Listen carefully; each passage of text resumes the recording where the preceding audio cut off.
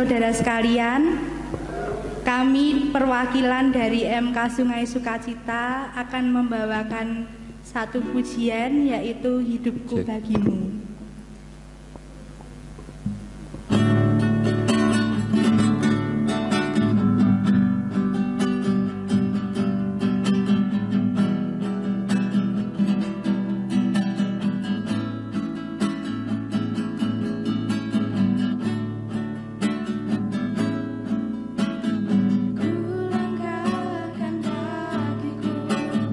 Menuju hadiratmu Yahweh.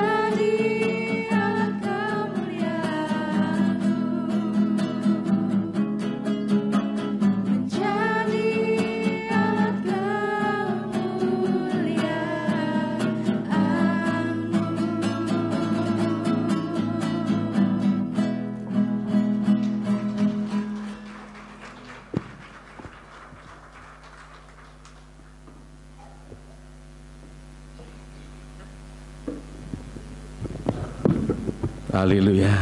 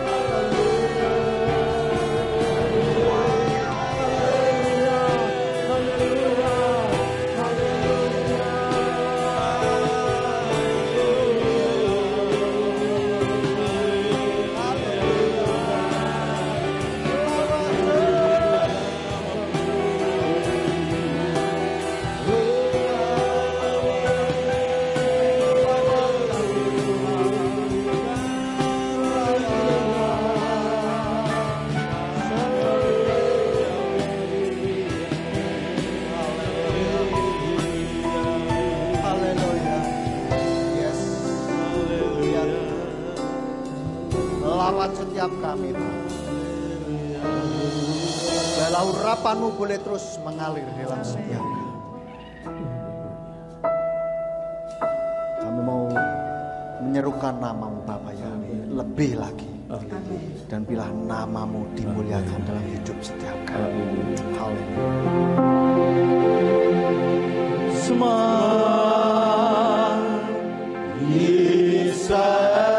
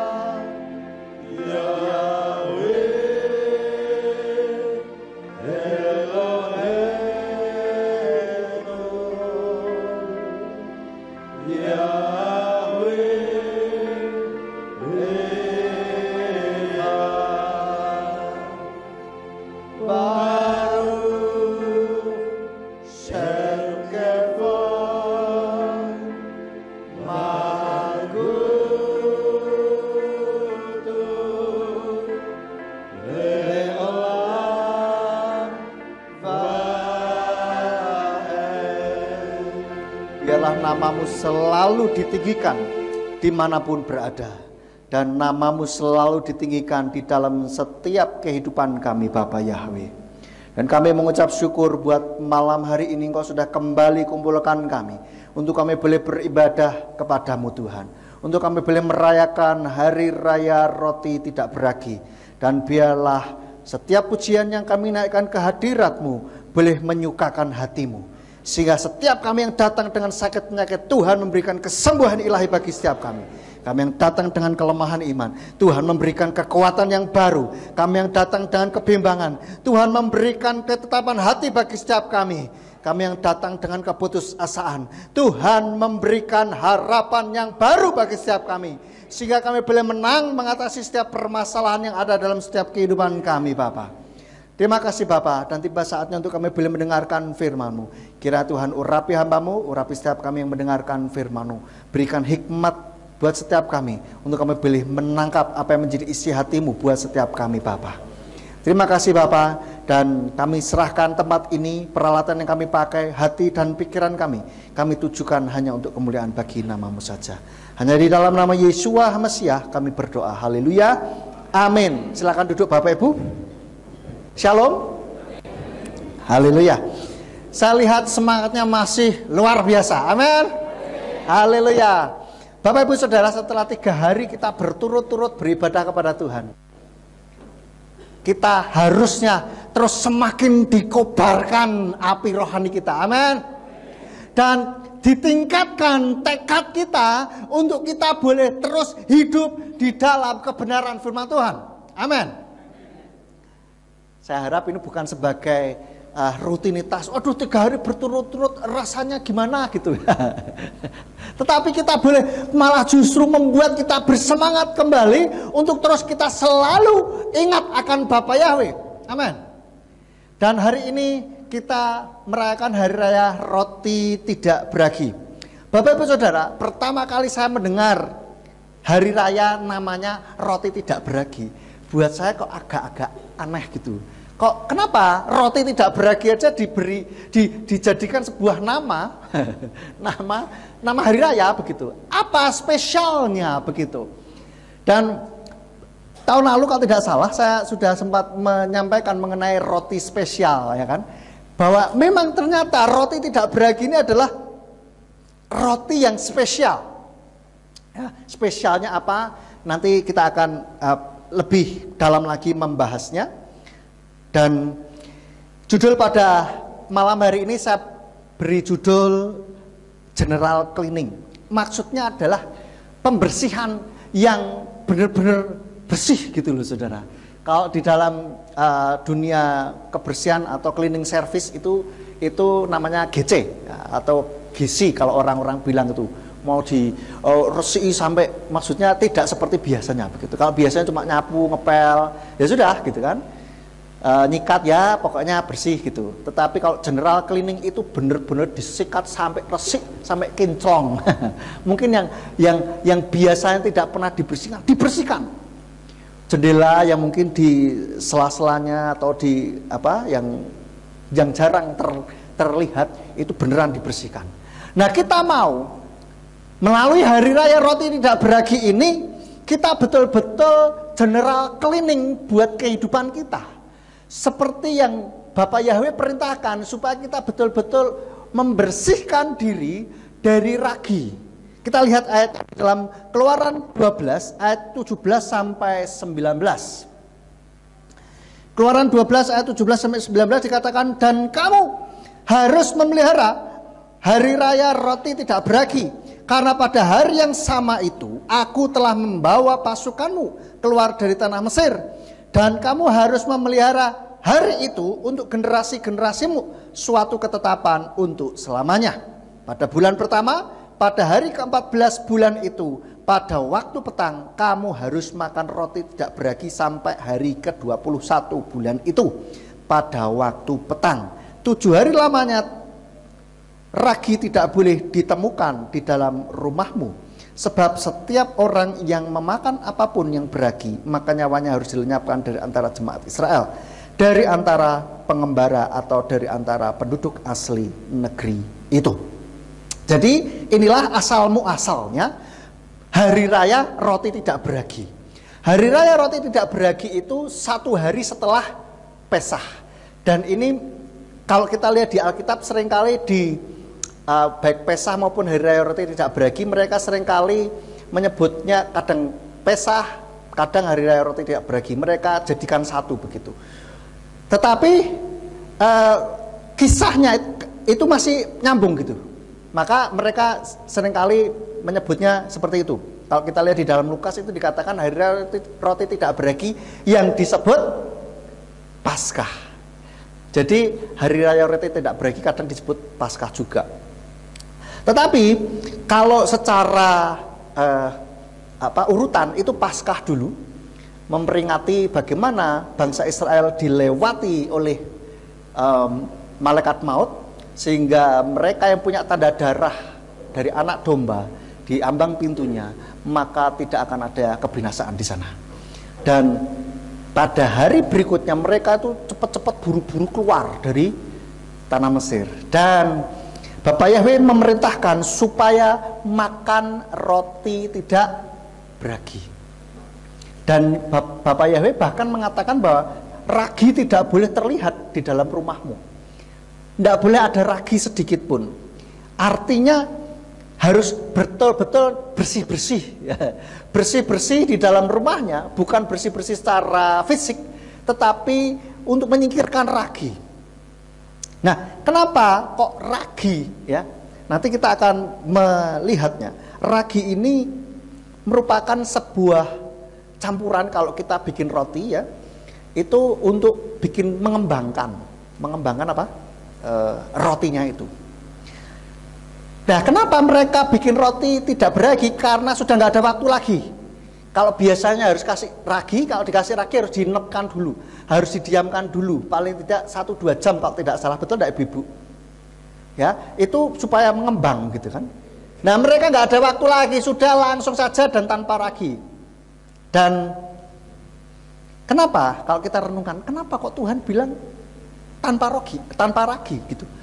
Roti tidak beragi.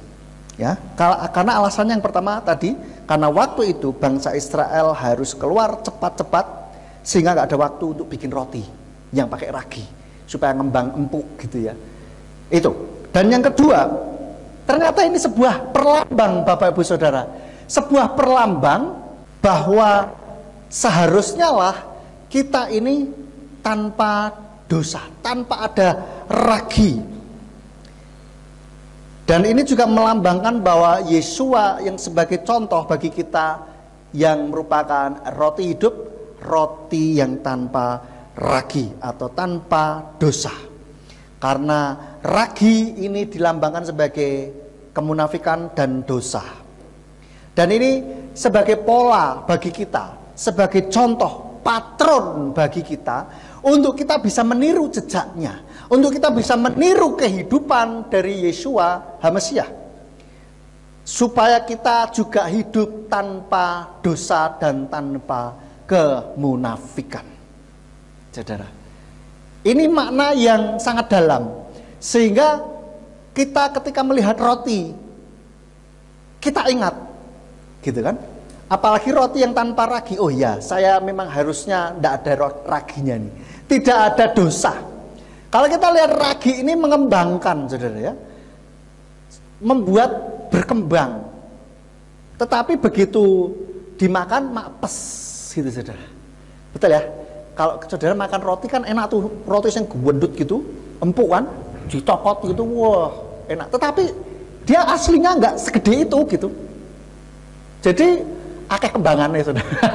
Kalau orang Jawa bilang akeh kembangannya, banyak yang kembangannya gitu, yang nggak ada esensinya, jadi akhirnya dihilang begitu. Ya. Dan sekarang saya mau ajak kita lihat, ternyata roti tanpa ragi ini juga merupakan roti yang lebih sehat daripada roti yang pakai ragi, katanya begitu. Nah, manfaat roti tidak beragi, saya sempat searching, saya memang tidak ahli dalam membaking bikin roti, tetapi saya sempat cari informasi dari Mbah Google. Ya, katanya apakah ada manfaat atau istimewanya roti tidak beragi itu apa sih gitu kan? Sehingga Tuhan juga memberikan nama hari rayanya, salah satunya adalah hari raya roti tidak beragi. Hamba yang lain gitu loh. Hari raya anak domba misalkan itu kan sering kita sebut gitu. Kenapa kok hari raya roti tidak beragi gitu? Ternyata ada banyak manfaatnya dari roti tidak beragi. Ya. Yang pertama, roti tidak beragi ini ternyata rendah lemak dan kalori, Bapak Ibu Saudara. Jadi roti tidak beragi, lemak dan kalorinya itu lebih rendah daripada roti yang beragi. Dikatakan setengah ons porsi dari matzo atau roti tidak beragi, gandum utuh, bebas lemak dan hanya memiliki 49 kalori, 11 gram karbohidrat dan 2 gram protein, saudara. Ini kandungannya, ini sekilas saja ya, saudara ya, hanya untuk kita tahu bagaimana istimewanya roti tidak beragi ini. Lalu yang kedua, ternyata ini kaya akan serat, saudara. Roti tidak beragi ini kaya akan serat dan bisa untuk mengobati orang yang diare ya, sehingga tidak mangsur-mangsur terus begitu. Dan tapi kalau kebanyakan juga akhirnya jadi sembelit. Ya. Saya pernah membaca juga ternyata kalau kebanyakan juga akhirnya sembelit, saudara. Jadi tidak boleh terlalu banyak. Jadi secukupnya saja. Saya perhatikan memang segala sesuatu yang berlebihan itu jadi kurang baik ya. Bahkan cinta yang berlebihan pun juga akhirnya tidak baik. Ya, anak-anak muda tolong yang masih jatuh cinta, jangan terlalu berlebihan, karena kalau terlalu berlebihan itu nggak bagus. Ya, cinta boleh, tapi jangan terlaluan lah ya. Jangan jadi bucin juga gitu. Segala sesuatu coba perhatikan, segala sesuatu kalau berlebihan itu nggak bagus, gitu kan? Kita minum yang manis-manis, terlalu banyak manis juga nggak bagus, ya. Itu. Yang ketiga, kaya akan vitamin B, memenuhi kebutuhan vitamin B harian, termasuk riboflavin, asam pantotenat, niacin, folat, vitamin B6 dan tiamin dalam jumlah kecil. Ya, apa itu semuanya nanti sudah searching sendiri. Lalu yang keempat, kaya akan mangan dan selenium. Mangan ini sejenis mineral, saudara, bukan mangan maka. Itu sejenis mineral yang dibutuhkan juga dalam tubuh gitu. Dan pita gandum utuh katanya ini berukuran 4 inci dan setengah ons matsu memenuhi lebih dari 20% nilai harian mangan. Porsi pita yang sama juga memenuhi 18% nilai harian selenium. Sementara satu tortilla gandum memenuhi 22% nilai harian. Dan juga ternyata roti tidak beragi ini membantu melawan radikal bebas, Bapak Ibu Saudara. Dan ini bisa mengurangi kerusakan dan dapat membantu menunda penuaan dan menurunkan resiko penyakit tertentu seperti penyakit Alzheimer, penyakit Parkinson, diabetes, dan penyakit jantung. Saudara. Jadi ternyata memang roti tidak beragi ini bermanfaat bagi kita. Mungkin rasanya tidak seenak yang ada raginya, tetapi ini menyehatkan buat kita begitu. Secara fisik saja menyehatkan gitu kan. Apalagi secara rohani kalau kita kalau diumpamakan roti tidak ada raginya, roti tidak beragi itu juga menyehatkan bagi rohani kita, Saudara. Karena tanpa ragi, kalau ada rohani dengan ragi itu akan membuat rohaninya jadi kayak roti yang ada raginya itu jadi mengembang begitu. Bukan rohani yang berkembang bagus gitu maksudnya, tetapi akhirnya jadi kecampuran yang seharusnya tidak begitu gitu. Tidak murni lagi begitu loh. Ya. Nah, ragi ini apa? Kita lihat di dalam Lukas 12 ayat 1. Lukas 12 ayat 1 dikatakan, pada saat itu juga ketika kerumunan orang yang tak terhitung jumlahnya terhimpun hingga seorang terhadap yang lain saling menginjak, dia mulai berbicara pertama-tama kepada para muridnya, jagalah dirimu terhadap ragi orang-orang Farisi, yaitu kemunafikan. Jadi ragi yang dimaksud oleh Yesua di sini adalah kemunafikan. Dan munafik itu dosa, Saudara. Ya. Waktu itu murid-muridnya nggak mudeng, tidak paham maksudnya Yesua. Dipikirnya Yesua nyindir. Kok ngomong-ngomong ragi ya? Jangan-jangan gara-gara kita lupa bawa roti ya. Makanya Yesua ngomong tentang ragi. Lalu Yesua, ya kalau kita baca di ayat yang lain itu, Yesua mengatakan, kenapa kamu bingung masalah roti?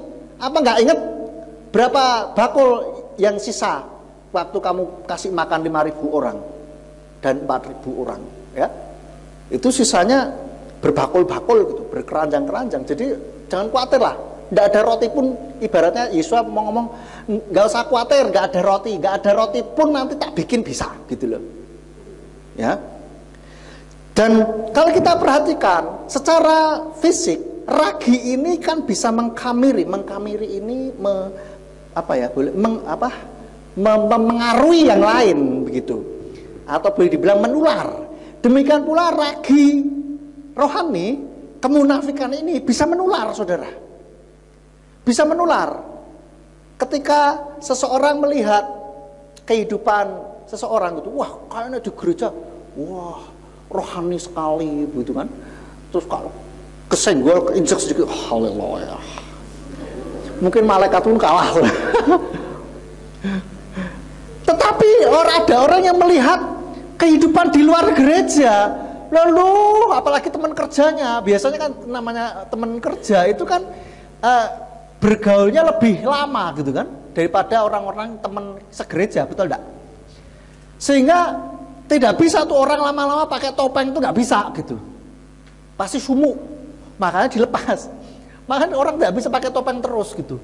Nah orang teman kerja bisa melihat, loh nah di tempat kerja, waduh luar biasa, jangankan kesenggol sedikit, keinjek sedikit lah, baru kesenggol aja, atau dilihatin apa delak-delak matamu, wah mata. Itu Saudara ya. Dan bahkan kadang-kala kalau WA-an pasang status kasare minta ampun, ya ampun, ya kan. Terus kalau sudah marah kayak gitu ya kan. Tapi kalau di gereja, apalagi mungkin kalau sedang bertugas gitu, wah kayak malaikat loh. Nah kan orang melihat, loh kok gitu ya. Terus berarti enggak apa-apa nih. Akhirnya, oh dia saja gitu kok, saya juga nggak masalah, gitu kan. Nah, oleh karena itu Tuhan tidak mau ada ragi di dalam kehidupan kita. Tidak ada kemunafikan gitu. Kalau ya enggak gitu loh. Ya. Lah terus gimana? Oh, akhirnya mungkin kita akan berespons dengan ekstrim, ya. Oke, kalau gitu saya kan memang orangnya begini, orang kenanan. Mau enggak? Enggak mau, sudah. Ya enggak begitu juga kali, ya. Tetapi kita harus ada sebuah perbaikan begitu. Kalau masih begitu, berarti masih ada ragi yang bentuknya berbeda begitu. Yang membuat roti rohaninya ini tidak menjadi roti yang enak. Menjadi roti yang mungkin masih ada kerikilnya begitu ya. Yang tidak seharusnya ada di situ begitu. Oleh karena itu, marilah kita membersihkan diri kita dari dosa di hadapan Tuhan. Sebisa mungkin, termasuk yang ngomong ini juga gitu. Mari bersama-sama kita ngerem dosa-dosa yang selama ini kita lakukan. Apalagi kita semua yang sudah bertugas di dalam pelayanan di gereja, itu harusnya lebih dari yang tidak bertugas di gereja. Karena kadangkala semua yang pelayan mimbar di sini yang kelihatan mata itu lebih disorot gitu. Lebih disorot tidak hanya oleh teman-teman segerejanya, tetapi oleh orang-orang yang di luaran sana begitu. Pasti dong, saudara, apalagi kadangkala nge-share ibadah ya kan. Nah, mungkin saja teman saudara melihat gitu kan, jajal ini kok dia sering nge-share ibadahnya gerejanya dia kayak apa sih? Ingin lihat dong. Begitu dilihat, duh, iki lah koncoku.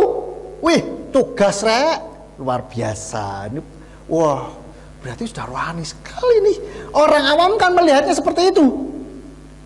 Padahal ya kita sama saja, saudara, ya. Oleh karena itulah, mari kita semuanya, saya tidak ngomong hanya untuk yang bertugas sebagai pelayan mimbar saja, tetapi semuanya. Bukan berarti yang tidak bertugas, oh naik gitu, saya kan jemaat biasa, pokoknya datang, dengar ibadah, pulang. Datang, dengar ibadah, pulang. Cuman gitu aja.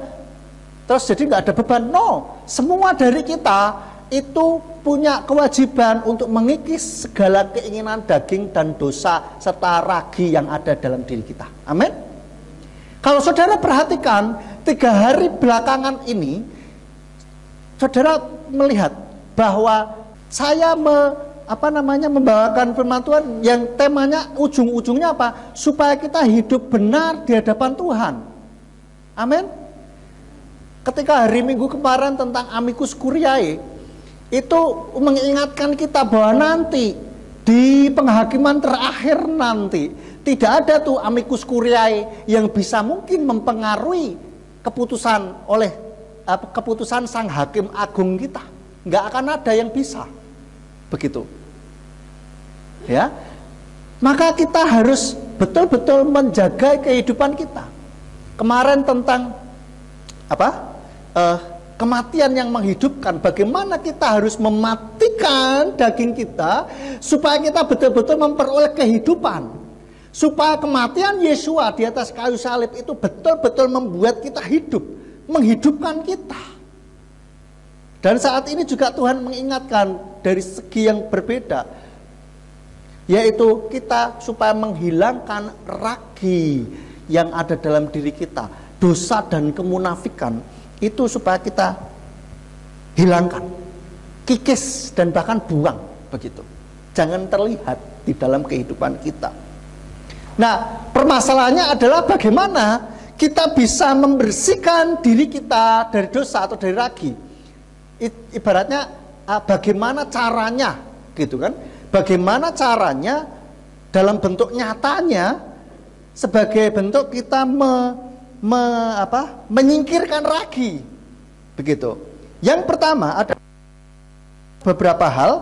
Yang pertama, Kita perlu mengakui dosa kita dan bertobat. Pertama harus ngaku dulu. Dan ini pengakuan ini merupakan satu hal yang tidak sepele di hadapan Tuhan. Karena firman-Nya mengatakan di dalam 1 Yohanes 1 ayat 9 dikatakan jika kita mengaku dosa-dosa kita, Dia adalah setia dan adil sehingga Dia akan mengampunkan kepada kita dosa-dosa itu dan membersihkan kita dari segala ketidakadilan. Oleh karena itu saudara, kita ngaku saja sudah. Toh kalaupun tidak ngaku juga Tuhan juga tahu aslinya gitu kan. Jadi lebih baik ngaku saja gitu daripada ditutup-tutupi. Ketika Tuhan ingatkan kita, ketika kita berdoa, ketika kita memuji Dia, Tuhan ingatkan, tadi kamu ngomong kotor, kamu kemarin ngapusi orang ya kan, kemarin kamu nipu orang, kamu kemarin ngutil, mencuri sedikit gitu kan. Ketika diingatkan itu, kita bertobat, kita ngaku, oh iya Tuhan ampuni aku. Nggak usah berdebat sama Tuhan. Loh tapi kan bukan salahku, kan sudahlah percuma, kalah. Nggak mungkin menang berdebat lah, sudah. Jadi ketika diingatkan, oh iya ya kemarin aku kok gini kok gitu, Tuhan ampuni aku Tuhan. Nggak usah bilang aku melakukan itu karena begini, nggak usah lah, sudah aku yes gitu saja, sudah beres sudah. Jadi urusannya nggak panjang gitu loh. Tapi kalau kita berbelit-belit wow gini-gini, urusannya tambah dawa saudara. Jadi sudah aku saja yes gitu. Malah Tuhan senang daripada kita kaken alasan gitu. Lebih baik yes Tuhan ya saya masih lemah dan masih berdosa, mohon ampuni aku Tuhan. Dan setelah itu kita bertobat. Kita tidak lagi melakukan hal itu. Lalu yang kedua, bagaimana kita bisa membersihkan diri kita dari dosa di hadapan Tuhan? Lalu yang kedua, meminta Roh Kudus untuk menyelidiki hati kita supaya kita ngerti, jangan-jangan masih ada yang tersembunyi. Mungkin ada maksud-maksud tersembunyi, ada yang hati nurani yang kurang pas begitu ya. Maka kita minta Roh Kudus untuk menyingkapkan, barangkali masih ada begitu. Barangkali kita sikap hatinya masih belum pas nih. Sikap hati kita masih belum sesuai dengan yang Tuhan mau. Maka ketika kita berdoa, kita bersaat teduh, pikiran tidak usah kemana-mana, tinggal minta Roh Kudus, ingatkan aku kalau masih ada dosa-dosa. Seperti itu. Karena kadang-kadang kita nggak sadar apa yang kita lakukan, terutama dosa kesombongan. Namanya orang sombong itu nggak sadar kalau dia ini sedang sombong, saudara. Kalau orang mau nyuri itu sadar kalau dia sedang mau nyuri, saudara. Ya, berapa waktu lalu kemarin kalau nggak salah saya lihat ada di Ambarawa sini ada orang nyuri motor, saudara. Kena CCTV begitu. Dan di Surabaya ada orang nyuri motor di dalam garasi kos, saudara. Bayangkan sudah masuk garasi loh, saudara. Pintu garasinya sudah diselop, ya memang nggak digembok memang, tapi bisa dibuka dari luar. Kena CCTV.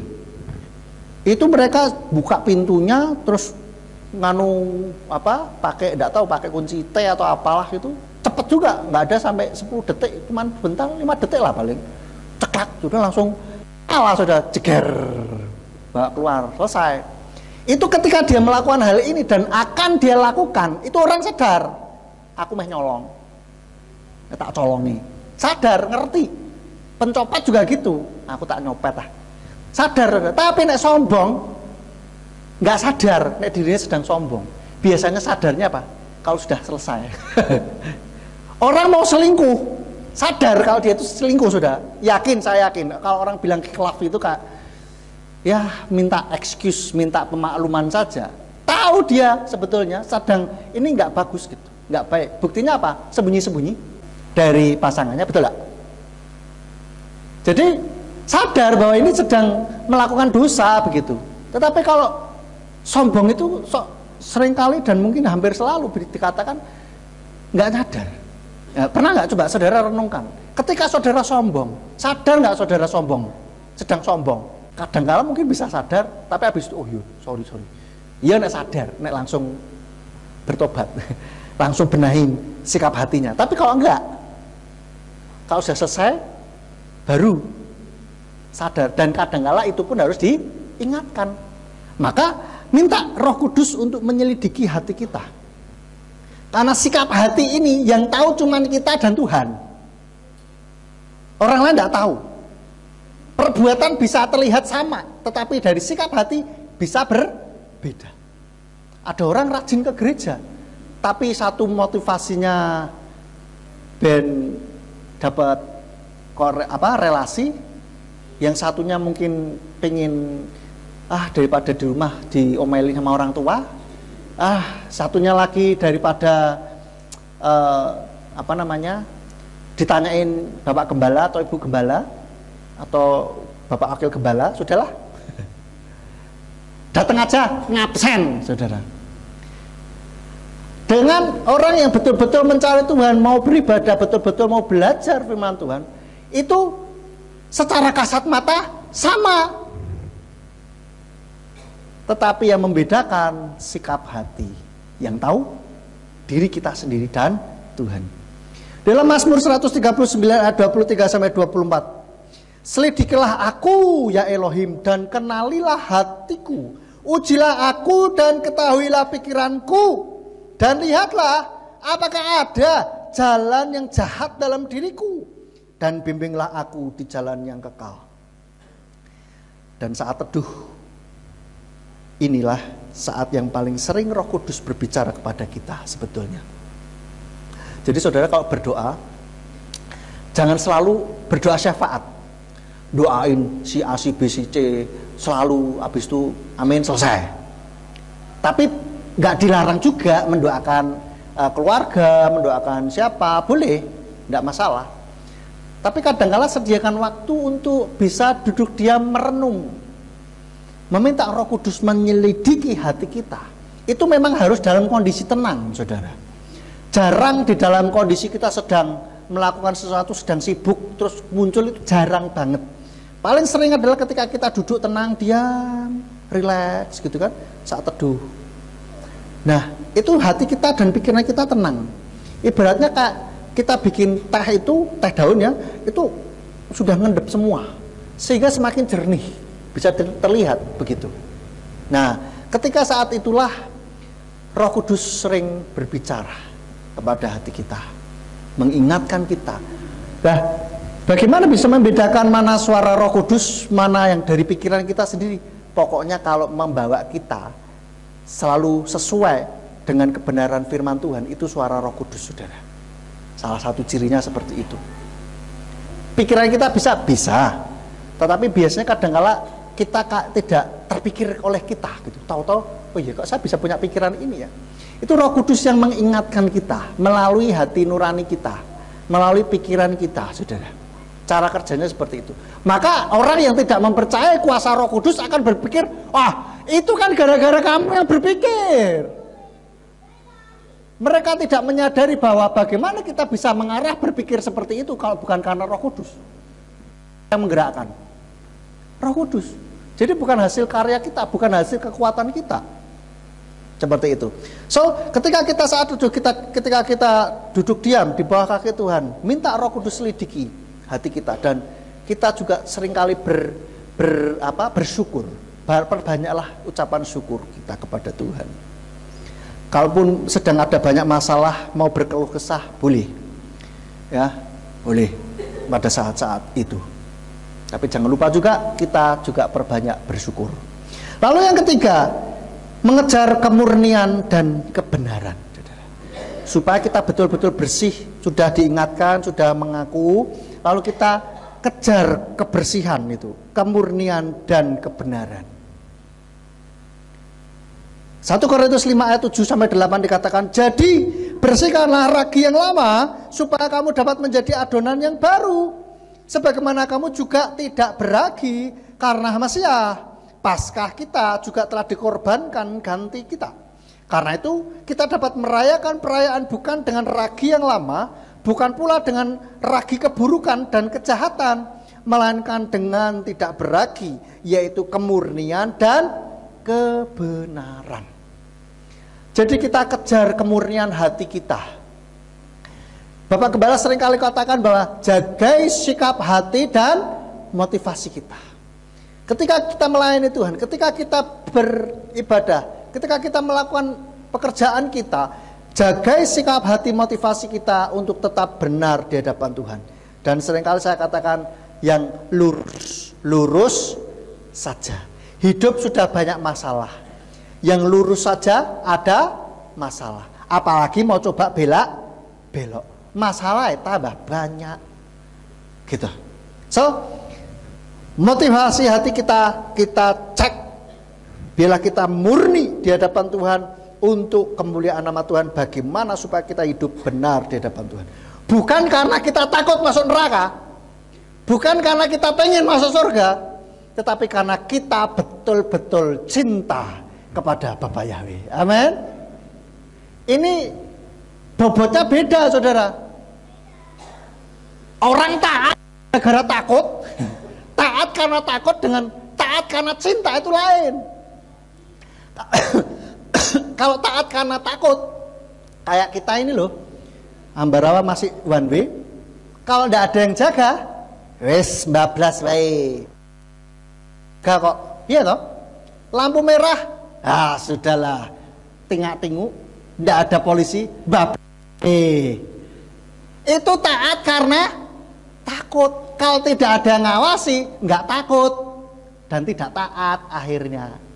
Tetapi kalau kita karena cinta, kita akan taat apapun yang terjadi. Amin. Dan otomatis kita terhindar dari neraka. Amin. Itu sudah otomatis gitu loh.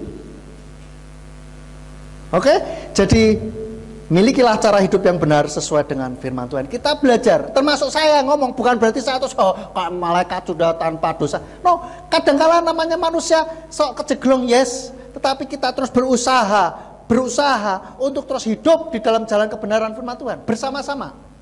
Oke, kita selalu bisa coba rem dosa-dosa yang ada dalam diri kita. Terutama yang melayani.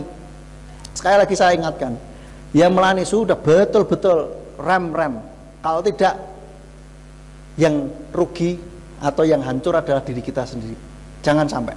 Saya tidak mau setiap para pelayan mimbar di sini, wah, Pak Gembala, Pak Wakil Gembala, Ketua MK nggak ada yang tahu saya melakukan ini juga.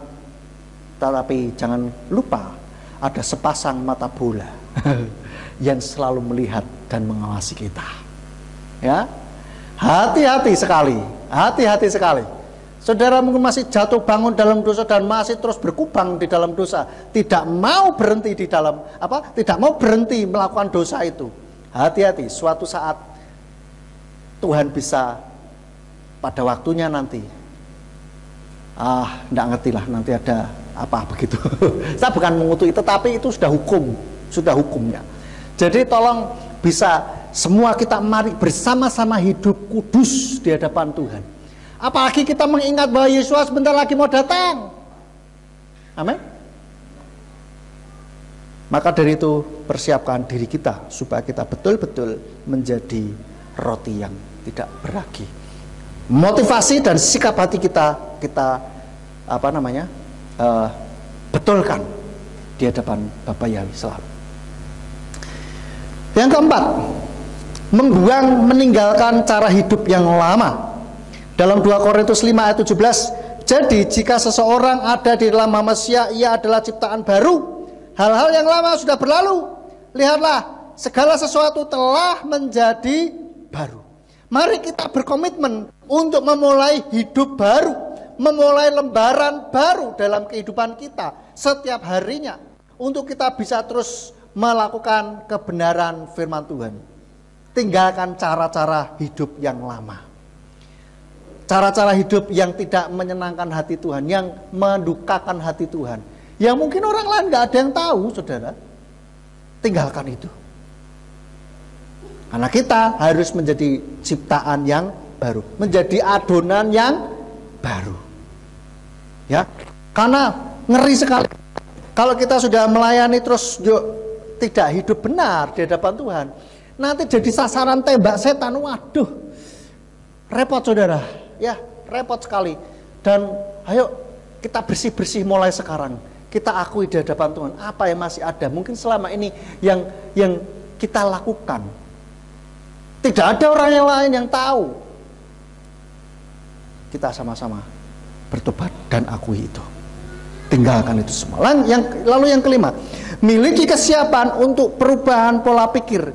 Cara berpikir kita juga diubahkan, sehingga kehidupan kita semakin benar. Dalam Roma 12 ayat 2, dan janganlah menjadi serupa dengan zaman ini, tetapi biarlah kamu diubah oleh pembaharuan pikiranmu, agar kamu membuktikan apa itu kehendak Elohim, yang baik, yang berkenan, dan yang sempurna. Pola pikir yang salah siap kita buang. Kalau bahasanya ngetren itu, kita siap unlearn, atau bahasanya kalau di HP uninstall, saudara. Mulai dicopot gitu kan. Ada seorang futuris apa ya namanya, itu mengatakan begini, Alvin Toffler kalau tidak salah namanya, dikatakan begini, sebuah kebutahurupan zaman modern sekarang ini adalah bukan karena dia yang tidak bisa baca maupun tulis, tapi dia yang tidak bisa belajar, learn, lalu mencopot apa yang sudah diajari, unlearn, dan juga relearn. Relearn itu belajar lagi gitu. Kita coba pola pikir kita ini menjadi pola pikir yang fleksibel, jangan kaku begitu. Kita bisa melihat satu hal dari berbagai sisi yang berbeda. Jangan terus ngotot, ora iso kudu ngene kan ngene. Loh, tapi nek dilihat dari sini beda ya. So, kita harus mulai fleksibel dalam berpikir, buka pola pikir kita, cara berpikir kita. Dan hati-hati apa yang kita baca, apa yang kita tonton, karena itu akan mempengaruhi pemikiran kita, saudara. Apa yang kita tonton, apa yang kita baca, apa yang kita dengar itu mempengaruhi pola pikir kita. Maka pastikan kita mengisi pikiran kita dengan hal-hal yang baik.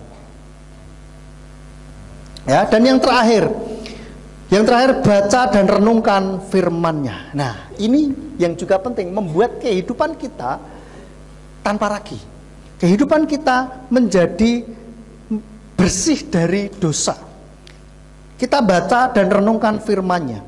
Dalam 2 Timotius 3 ayat 16-17 dikatakan seluruh kitab diilhami Elohim dan bermanfaat untuk pengajaran, untuk teguran, untuk perbaikan, untuk pendidikan dalam kebenaran, sehingga manusia Elohim yang diperlengkapi untuk setiap pekerjaan baik dapat menjadi sempurna.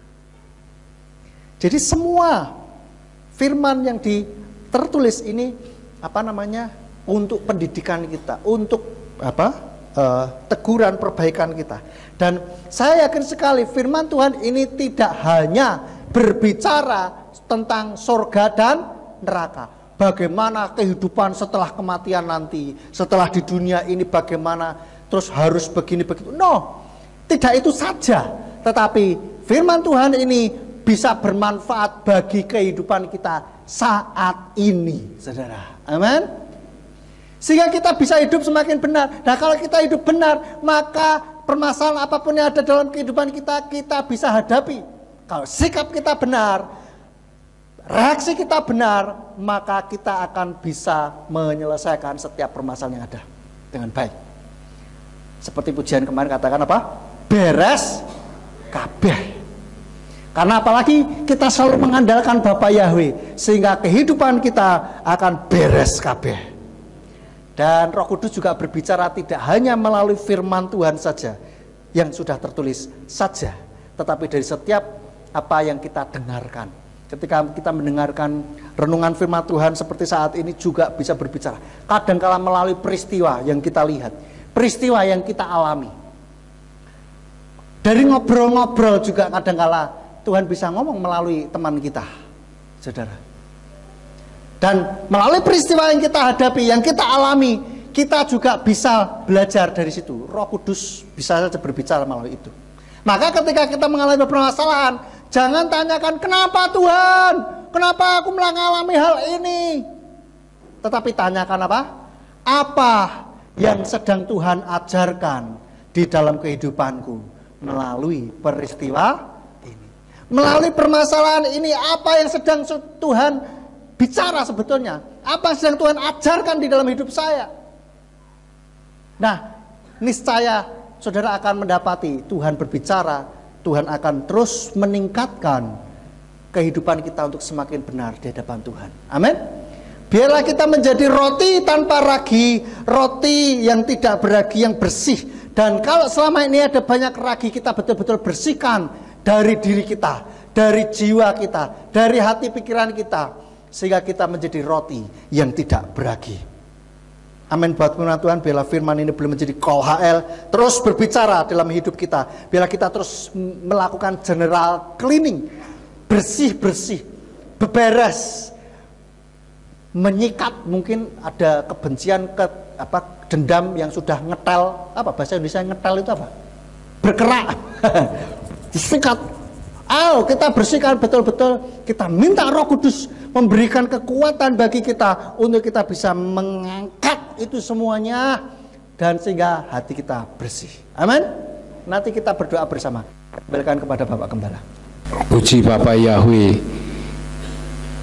Tidak ada satupun di antara kita yang tidak berdosa, tetapi Tuhan mengajar kepada kita supaya kita belajar untuk membersihkan dosa. Dan yang membersihkan bukan Tuhan, tetapi kita. Kalau Tuhan itu pasti membersihkan, cuma kitanya mau tidak dibersihkan, itu yang jadi masalahnya. Oleh karena itulah maka kalau kita merayakan perayaan perjamuan roti tidak beragi, itu mengingatkan supaya kehidupan kita benar di hadapan Tuhan.